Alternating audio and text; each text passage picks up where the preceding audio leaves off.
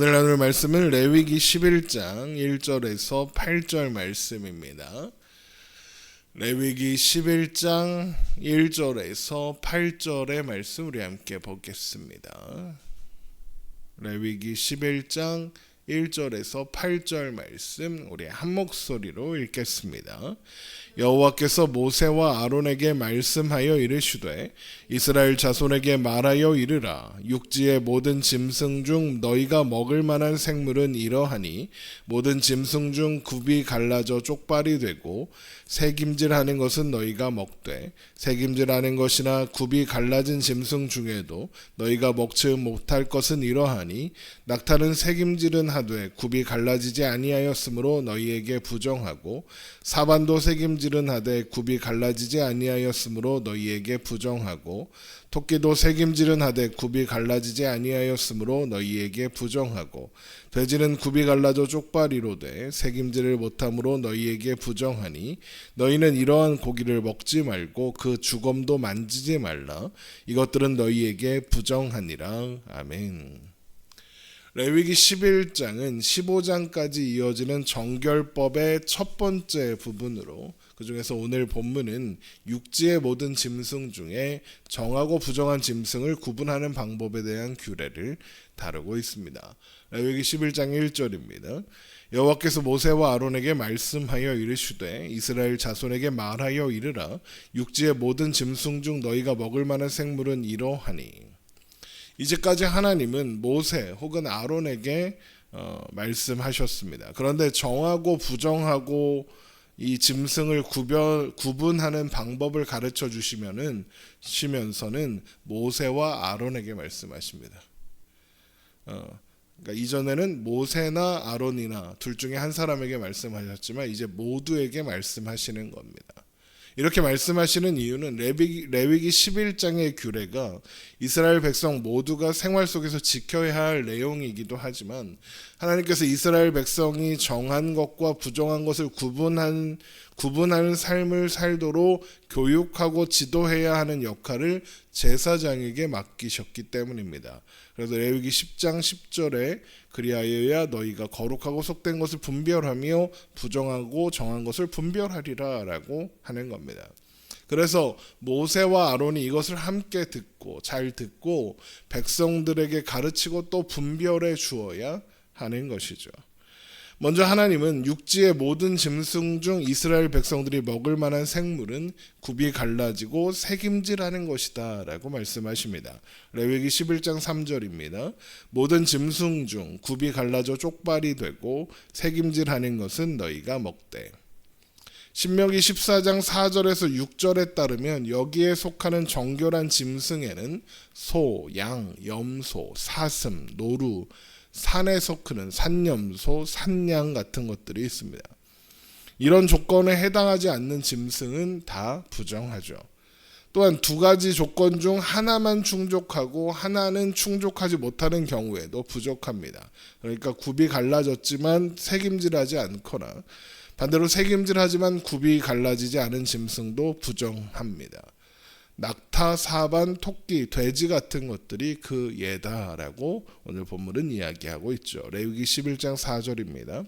새김질하는 것이나 굽이 갈라진 짐승 중에도 너희가 먹지 못할 것은 이러하니 낙타는 새김질은 하되 굽이 갈라지지 아니하였으므로 너희에게 부정하고 사반도 새김질은 하되 굽이 갈라지지 아니하였으므로 너희에게 부정하고 토끼도 새김질은 하되 굽이 갈라지지 아니하였으므로 너희에게 부정하고 돼지는 굽이 갈라져 쪽발이로되 새김질을 못함으로 너희에게 부정하니.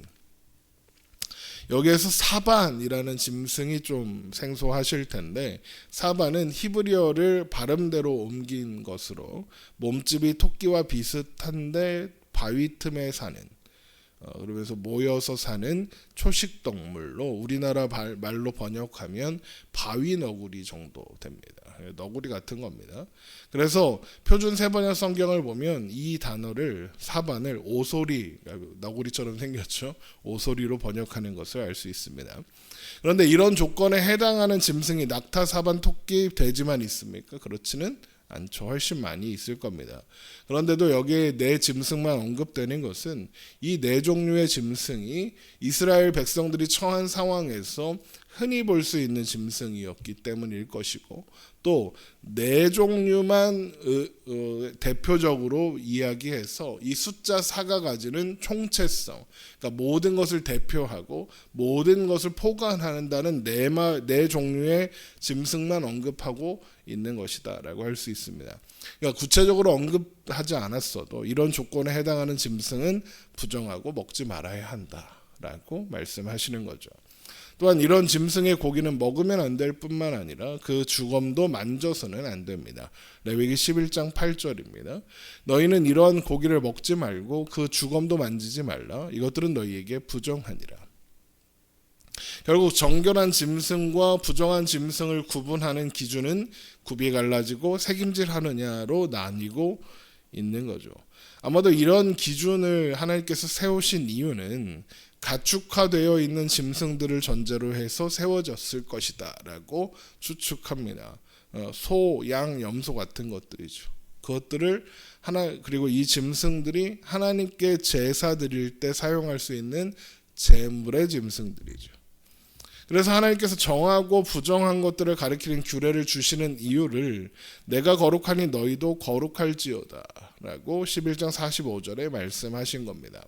하나님 앞에 거룩하게 구별하여 드릴 수 있느냐 없느냐, 이것이 정한 짐승과 부정한 짐승을 가르는 기준이 된 겁니다. 신명기 14장에서는 제사에 사용하지 않는 노루, 사슴, 산염소, 산양은 먹어도 된다고 하지만 먹어도 된다고 합니다. 그런데 보통 제사에서는 잘 언급이 되지 않죠.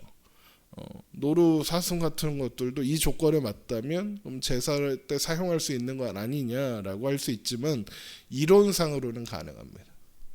대표적인 것이 아브라함이 이삭을 대신하여 산에 있던 산양을 잡아서 제사를 드리기도 했었습니다. 그런데 그런 이 노루나 사슴, 산염소, 산양 같은 것들에 하나님께 드리는 제사에 함부로 사용할 수 없는 것은 그런 짐승을 잡으려면 사냥을 해야 되잖아요.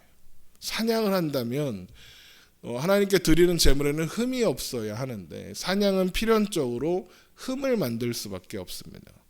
혹 흠을 내지 않고 잡았더라도 야생에서 돌아다니면서 어떤 흠이 생겼는지 알 수가 없죠. 그러니까 그 짐승이 흠없는 짐승인지 분별하기가 까다롭다는 겁니다. 그러니까 물론 까다롭기는 하지만 그런 짐승들도 흠없이 포획할 수만 있다면 제사에 사용할 수 있을 겁니다. 아브라함의 경우처럼 특별한 경우도 있지만 산비둘기를 잡아서 하나님께 제사를 드려라 라는 말씀도 있기 때문이죠.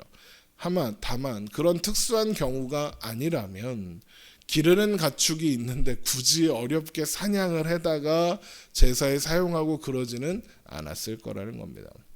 그러면 돼지도 집에서 기를 수 있는데 왜 빠진 겁니까? 이런 생각을 할 수도 있는데, 먼저 돼지는 인간과 먹는 것을 공유하기 때문에 유목 생활을 하는 이스라엘 백성들에게는 적합한 가축이 아니었습니다. 키울 만한 가축이 아니었던 거죠. 그러니까 역사적으로도 돼지가 가축화되는 것은 농업혁명이 일어나서 도시국가들이 생겨나고, 그래서 잉여 식량, 그러니까 인간들이 다 먹고도 식량이 남아 그런 상황이 되었을 때에서야 돼지를 키우기 시작했죠. 그리고 그런 상황 속에서 발달하는 것이 뭐였냐면 종교였거든요. 그런 배경으로 탄생한 것이 풍요의 신 바알 같은 신입니다. 그들은 풍요의 신에게 풍요를 상징하는 짐승을 제물로 바쳤는데 그게 바로 돼지입니다. 돼지만 봐도 뭔가 풍요롭고 풍성해 보이고 이렇잖아요. 그러니까 이런 배경이 있어서 돼지가 부정한 짐승으로 분류될 수밖에 없었을 것이다 라고 생각할 수 있는 거죠. 그러나 이렇게 정한 짐승과 부정한 짐승을 구분하는 규례가 정한 짐승이 다른 짐승보다 뭔가 더 특별하고 우월하고 이런 것을 의미하는 것은 아닙니다. 하나님께서 창조하신 피조물은 모두 선합니다. 하나님이 이스라엘 백성들의 음식이 이방 민족들과 다르기를 원하셔서 구분을 두시는 것이고, 그리고 그 구분을 두시는 이유는 사람들의 생활 방식, 문화, 생각, 가치관이 이 음식에 따라서 달라지기 때문입니다. 음식에 따라서 크게 달라집니다. 생활 방식이 달라지면 사고 방식도 달라지고, 사고 방식이 달라지면 세계관도 달라지게 되는 겁니다. 그러니까 하나님은 이스라엘 백성들이 이방 민족과 구별된 방식으로 존재할 것을 요구하시는 겁니다. 하나님의 백성들은 하나님 없는 이방 민족들의 생활 방식을 따라가지 말아야 한다는 것이죠. 그래서 레위기 18장을 한번 보겠습니다. 레위기 18장 1절에 이런 말씀이 있는 겁니다. 레위기 18장 1절 여호와께서 모세에게 말씀하여 이르시되 너는 이스라엘 자손에게 말하여 이르라. 나는 여호와 너희의 하나님이니라. 너희는 너희가 거주하던 애굽 땅의 풍속을 따르지 말며 내가 너희를 인도할 가나안 땅의 풍속과 규례도 행하지 말고 너희는 내 법도를 따르며 내 규례를 지켜 그대로 행하라. 나는 너희의 하나님 여호와이니라. 너희는 내 규례와 법도를 지키라. 사람이 이를 행하면 그로 말미암아 살리라. 나는 여호와니라. 애굽 땅의 풍속, 가나안 땅의 풍속을 따르지 말고 하나님의 법도와 하나님의 규례를 지켜 행하면 그로 말미암아 살 것이다 그러십니다. 이 말씀은 단순히 하나님의 말씀과 규례를 지켜 행하지 않으면 다 죽여버릴 거야, 심판할 거야 이런 뜻이 아니라 하나님의 통치에서 벗어나면, 하나님 안에서 벗어나면, 하나님의 통치 밖으로 나가면 죽을 수밖에 없다 이 이야기를 하는 겁니다. 하나님 안에만 있으라는 거죠. 하나님의 백성들은 하나님 안에, 하나님의 통치 안에 있을 때에만 살 수 있다. 진정한 행복과 안위를 누릴 수 있다. 그러기 위해서는 반드시 하나님 안에 있어야 한다는 겁니다. 그러니까 음식의 규례를 포함하여 모든 율법과 규례는 하나님께서 이스라엘 백성들을 규례로 얽매이고 까다롭게 하고 괴롭히려고 주신 것이 아니라 오히려 그들을 안전하게 보호하기 위해서 이방 민족들과 구별된 하나님의 백성으로 존재하며 하나님 안에서만 누릴 수 있는 참된 행복과 안위를 누릴 수 있게 하시기 위해서 주시는 사랑의 울타리, 사랑의 안전장치 같은 것이다 라는 거죠. 그러면 오늘날 우리들, 신약시대를 사는 우리도 이거 지켜야 되는 거 아닙니까? 이런 생각을 할 수 있지만 오늘을 사는 우리에게는 이 음식 규례는 하나도 중요하지 않습니다. 돼지고기를 먹어도 상관없습니다. 돼지고기를 먹는 것이 바알 숭배와 연결되는 시대가 아닙니다. 그뿐 아니라 예수님께서 십자가에 죽으시고 부활하심으로 말미암아 부정한 모든 것들을 정하게 하셨습니다. 이스라엘과 이방인의 기준을 무너뜨려 주셨습니다. 그래서 필요 없습니다. 또한 사람을 부정하게 하는 것은 먹는 것이 아니라 사람의 마음에서 나오는 것입니다. 그래서 마가복음 7장에 예수님께서 입으로 들어가는 음식이 아니라 사람의 마음에서 나오는 온갖 악한 생각이 사람을 더럽게 한다라고 하시면서 이러므로 모든 음식물을 깨끗하다 선언하셨습니다. 그래서 우리는 더 이상 음식의 규례를 지키지 않는 겁니다. 하지만 그 규례 안에 담긴 정신, 하나님의 백성들은 하나님 없는 세상과 구별된 존재, 거룩한 존재로 살아가야 한다는 것만은, 그 정신만은 여전히 유효합니다. 하나님께서 아들이신 예수 그리스도를 통하여 우리를 하나님의 자녀로, 하나님의 백성으로 구별하셨기 때문에 그렇습니다. 우리는 예수 안에서 거룩한 백성들입니다. 우리는 더 이상 하나님을 알지 못하던 때와 같지 않습니다. 우리는 더 이상 세상의 가치와 생활 방식을 따라가 살 수 없는 겁니다.